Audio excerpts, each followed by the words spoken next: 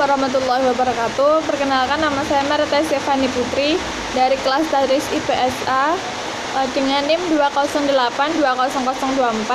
Di sini saya akan mempresentasikan tentang lembaga pendidikan sebagai tugas ujian akhir semester mata kuliah ilmu pendidikan. Langsung saja, lembaga pendidikan.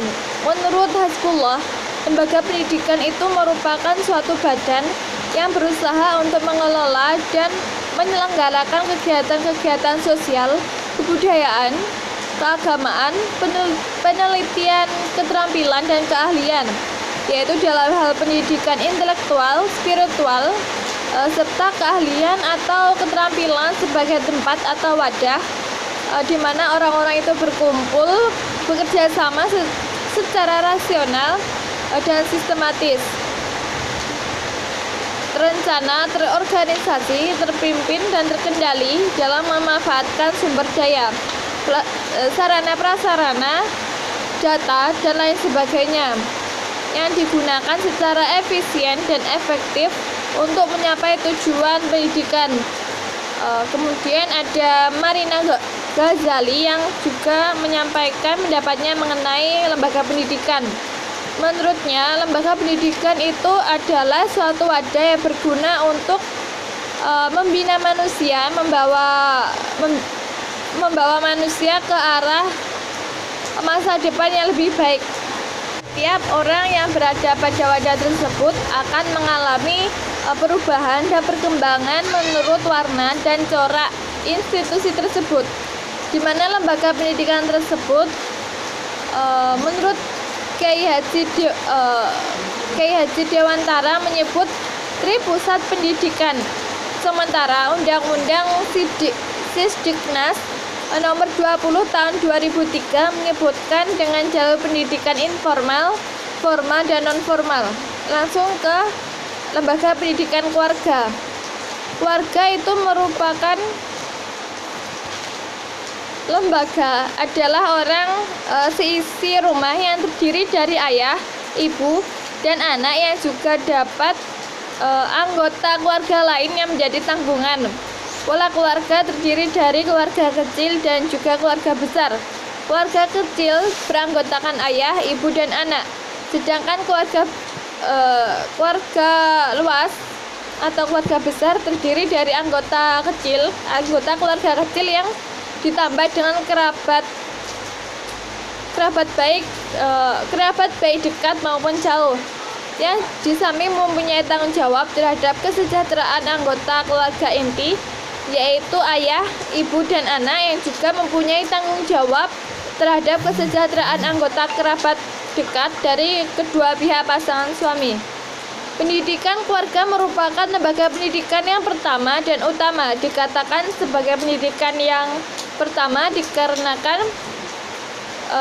keluarga merupakan tempat di mana anak itu pertama kali mendapatkan pendidikan. Sedangkan jika dikatakan sebagai pendidikan yang utama itu dikarenakan hampir semua pendidikan itu awalnya diterima oleh anak dalam keluarga.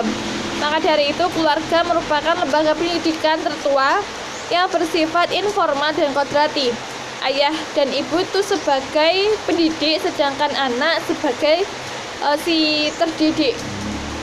Melalui pendidikan keluarga ini, hal yang melekat pada diri anak untuk memperoleh pendidikan dapat terrealisasi, khususnya kebutuhan akan rasa kasih sayang, sehingga anak itu dapat berkembang dengan baik.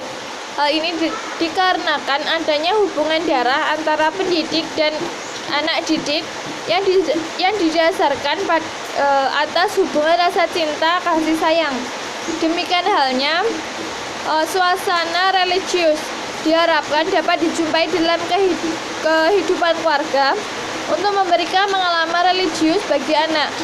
Kehidupan keluarga sangatlah penting, sebab pengalaman masa kanak-kanak akan memberi warna pada perkembangan selanjutnya. Kemudian fungsi dan peranan dari lembaga pendidikan keluarga, yaitu yang pertama, pengalaman pertama pada masa kanak-kanak. Kedua, menjamin kehidupan emosional anak. Yang ketiga, menanamkan dasar pendidikan moral. Yang keempat, memberikan dasar pendidikan sosial. Yang kelima, peletakan dasar-dasar keagamaan. Selanjutnya yaitu lembaga pendidikan sekolah. Dengan akibat terbatasnya kemampuan orang tua dalam mendidik anaknya, maka dipercayakan tugas mengajar itu kepada orang dewasa lain yang lebih ahli dalam lembaga pendidikan formal, yaitu guru. Sekolah sebagai lembaga pendidikan formal memiliki beberapa karakteristik, yaitu diselenggarakan secara khusus dan dibagi atas jenis dan jenjang yang memiliki hubungan hierarkis. Selanjutnya, usia anak didik di suatu jenjang pendidikan relatif homogen. Waktu pendidikan relatif lebih lama sesuai dengan program pendidikan yang harus diselesaikan. Kemudian materi atau isi pendidikan lebih banyak bersifat akademis dan umum. Yang terakhir, adanya penekanan tentang kualitas pendidikan sebagai jawaban kebutuhan di masa yang akan datang. Selain memiliki karakteristik, proses pendidikan di sekolah juga memiliki sifat-sifat. Sifatnya yaitu A. Tumbuh sesudah keluarga, yaitu pendidikan keluarga. Maksudnya itu sekolah memikul tanggung jawab dari keluarga untuk mendidik anak-anak mereka. Yang B. Lembaga pendidikan formal, dalam arti memiliki program yang jelas, teratur, dan resmi. Yang C. Lembaga pendidikan tidak bersifat kodrati, maksudnya yaitu hubungan antara guru dan murid bersifat dinas, bukan sebagai hubungan darah. Selanjutnya, peranan dari lembaga pendidikan sekolah yaitu A. Tempat anak didik belajar bergaul, baik sesamanya dengan guru dan dengan karyawan. Yang B. Tempat anak didik belajar menaati peraturan sekolah. Yang C. Mempersiapkan anak didik untuk menjadi anggota masyarakat yang berguna bagi agama, bangsa, dan negara. Selanjutnya yang ketiga, yang terakhir yaitu lembaga pendidikan masyarakat.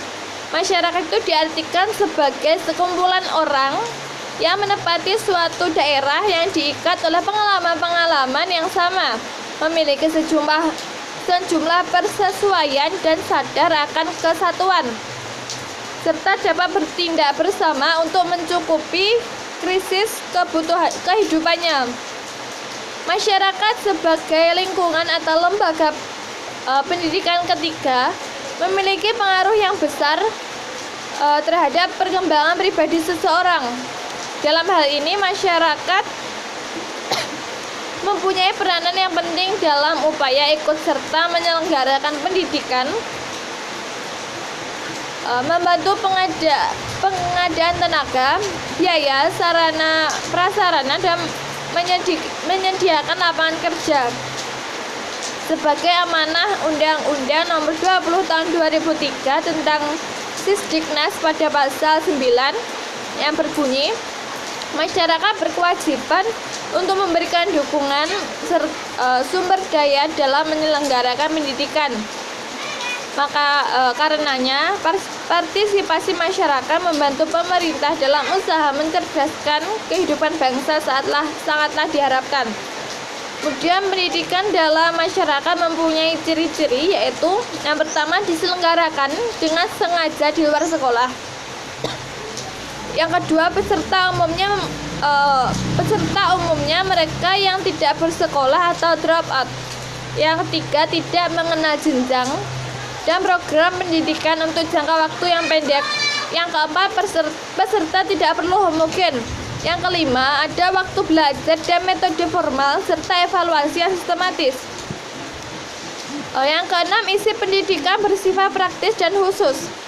Dan yang terakhir, keterampilan kerja sangat ditekankan sebagai jawaban terhadap kebutuhan meningkatkan taraf hidup. Impian untuk mencerdaskan anak bangsa sebagaimana amanah dari Undang-Undang Dasar 1945 bisa terwujud manakala ketiga lembaga pendidikan tersebut, yaitu lembaga pendidikan dari keluarga, sekolah, dan masyarakat, menjalankan perannya secara optimal karena masing-masing dari lembaga tersebut mempunyai ikatan tanggung jawab yang terpadu dalam rangka pencapaian tujuan pendidikan nasional. Mulai dari lembaga rumah tangga bertanggung jawab penuh untuk memberikan dasar dalam menumbuh kembangkan anak sebagai makhluk individu, sosial, susila, dan religius. Kemudian sekolah sebagai lingkungan individu untuk mengembangkan kecerdasan intelektual, emosi, dan spiritual anak didik. Selanjutnya, masyarakat sebagai lembaga pendidikan ketiga menjadi ajang pengoptimalan perkembangan dan aktualisasi diri di setiap individu. Dengan mengoptimalkan peran dari ketiga lembaga pendidikan tersebut, dapat dipastikan akan melahirkan bangsa yang cerdas. Selanjutnya, hanya bangsa yang cerdaslah yang mampu memecahkan masalah sendiri dengan solusi yang cerdas dan mumpuni. Itu saja yang dapat saya sampaikan. Semoga bermanfaat. Kurang lebihnya saya mohon maaf. Wassalamualaikum warahmatullahi wabarakatuh.